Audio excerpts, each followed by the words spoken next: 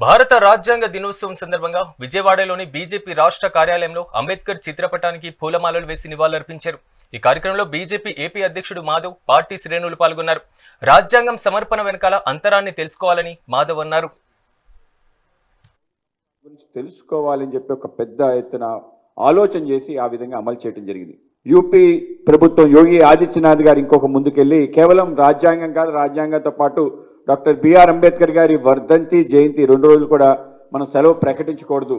తప్పనిసరిగా పాఠశాలకి అలాగే కార్యాలయానికి వెళ్ళాలి.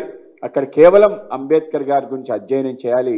అంబేద్కర్ గారి యొక్క ఆలోచన సరళేంటి, ఆయన ఏ విధంగా అనుసరించడం, ఏ విధంగా ఆయన దగ్గర మనం ప్రేరణ పొందడం అనేది తప్పనిసరిగా తెలియాలి. కేవలం పేర్లు మాట్లాడటం, మీ రాజ్యాంగ రక్షకులు అని చెప్పి ప్రగల్భాలు పలుకుతూ సమయాన్ని వెల్లబుస్తూ అనేక మంది ప్రతిపక్షాలపై దాడులు చేస్తున్న ఏ భయం అయితే ఉందో ఈ దేశంలో ప్రజలకి తెలియాలి అని చెప్పి ఆ విధంగా అంబేద్కర్ గారి యొక్క జయంతి, వర్ధంతి అలాగే రాజ్యాంగం సంబంధించిన దినోత్సవంగా నవంబర్ 26 చేస్తూ